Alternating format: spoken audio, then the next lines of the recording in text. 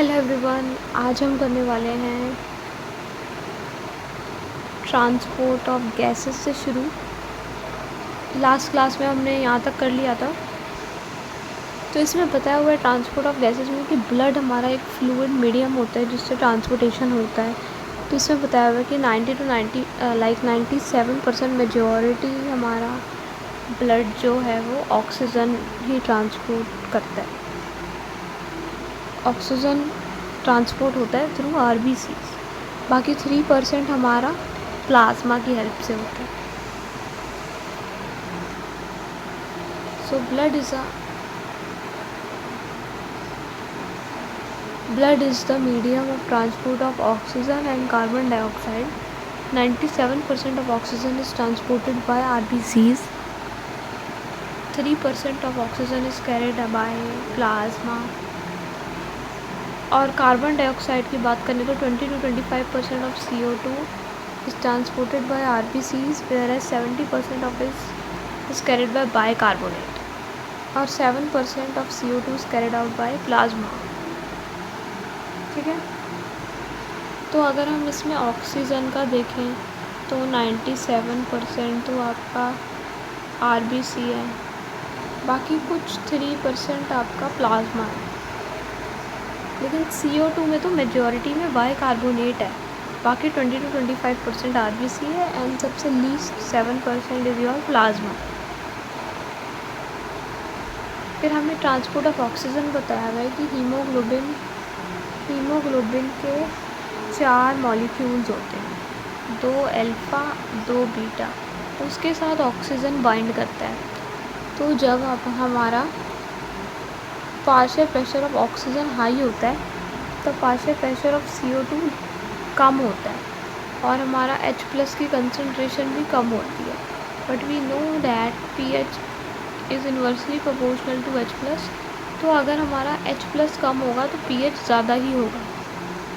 तो इसमें यही बोला हुआ है कि जो हमारा हीमोग्लोबिन होता है ये आयरन कंटेनिंग सब्सटेंस होता है।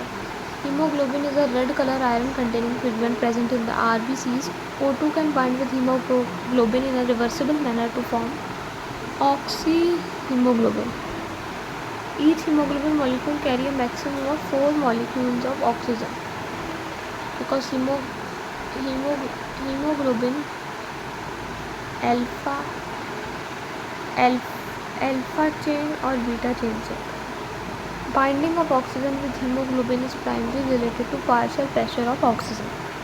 Partial pressure of carbon dioxide, hydrogen ion, concentration, temperature are the factors which can interfere with the binding.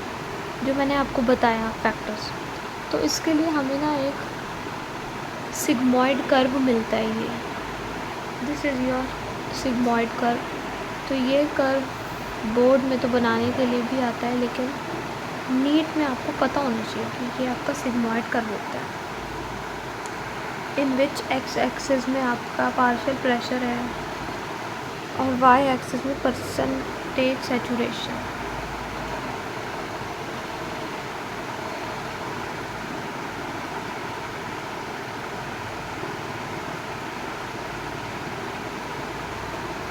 फिर है A sigmoid curve is obtained when percentage saturation of hemoglobin with oxygen is plotted against the partial pressure of oxygen. This curve is called oxygen dissociation curve and is highly useful in studying the effect of factors like partial pressure of carbon dioxide, H+ concentration, etc. अब लिखे on binding of oxygen with hemoglobin in the alveoli where there is high partial pressure of oxygen। तो अगर oxygen ज़्यादा है तो partial pressure of carbon dioxide low होगा, less H+ concentration होगी। लेकिन यहाँ पे नीट में पूछा जाता है बहुत बार, तो H+ अगर कम है तो pH की कंसनट्रेशन ज़्यादा होगी पार्शियल प्रेशर ऑफ ऑक्सीजन में। तो ऑक्सीजन ज़्यादा होगा, CO2 कम, H+ कम और टेम्परेचर भी लो होता है, low temperature. So the factors are all favourable for formation of oxyhaemoglobin.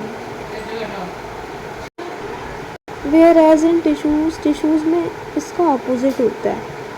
वहाँ पे CO2 का ज़्यादा होगा, ऑक्सीजन कम होगा, फिर आपका H+ ज़्यादा होगा, टेम्परेचर ज़्यादा होगा, तो यहाँ पे pH कम होगा।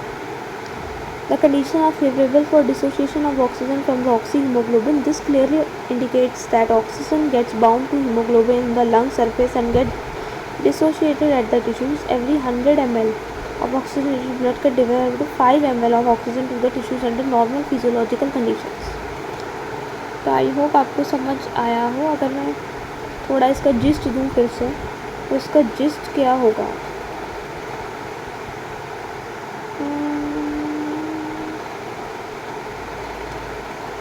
कि जब आपका ऑक्सी हीमोग्लोबिन होता है तब आपका पार्शियल प्रेशर ऑफ ऑक्सीजन ज़्यादा होता है, pH ज़्यादा होता है, CO2 कम होता है, H+ कम होता है, लो टेम्परेचर होता है।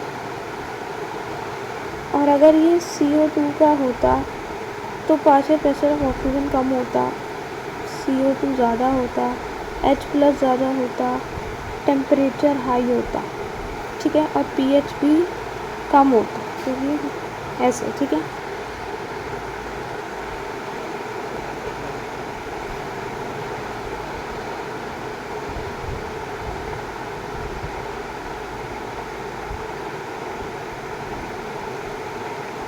तो ये हमने पढ़ लिया। अब ऐसा ही सेम टू सेम अब हम पढ़ने वाले हैं carbamino haemoglobin. CO2 is carried by haemoglobin as carbamino haemoglobin, ठीक है। The binding is related to partial pressure of CO2. CO2 is major factor which could affect the binding, where PCO2 is high, PO2 is low at the tissue. More binding of carbon dioxide occur, whereas PCO2 is low, O2 is high as in alveoli. इसमें वही चीज़ें बताई गई हैं जो मैंने अभी बताई। Dissociation of CO2 from carbaminohemoglobin is take place in CO2, which is bound to hemoglobin from tissue is delivered at the alveoli. RBC contain a very high concentration of the enzyme carbonic anhydrase, and minute quantities of the same is present in the plasma to the enzyme facilitate the following reaction, ठीक है। अब जैसे alveoli में हमारा CO2 कम होता है और oxygen ज़्यादा होता है, तो फिर ये रिएक्शन हमारी ऑपोजिट डायरेक्शन में हुई, ठीक है। फिर हम पहले ये पढ़ते हैं डिसऑर्डर्स क्या क्या होते हैं। सबसे पहले अस्थमा, आपने देखा होगा अस्थमा होता है जिसमें आपका सांस लेने में प्रॉब्लम होती है, wheezing of the bronchi, inflammation bronchi bronchioles का। एम्फाइसीमा स्मोकिंग की वजह से होता है जब हमारे एल्वेलाई डैमेज हो जाती है। फिर आपके पास ऑक्यूपेशनल होता है, जो लोग स्टोन फैक्ट्री या उस जगह काम करते हैं उनको होता है, स्पेशली इन लोग राइडिंग और stone breaking, so much dust is that defence mechanism body can not fully cope up with the situation.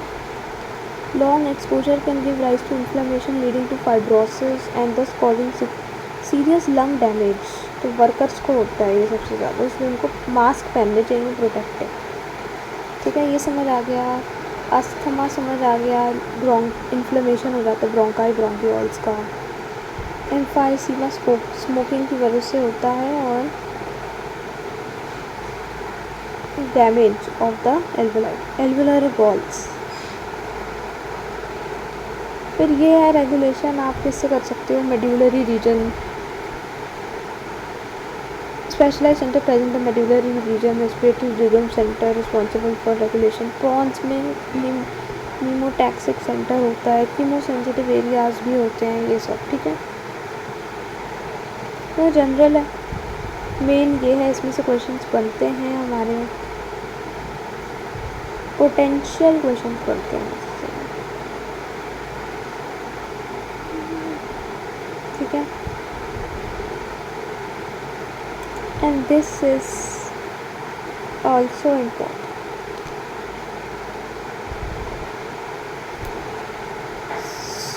ठीक है, आई होप ये चैप्टर अच्छा लगा हो आपको।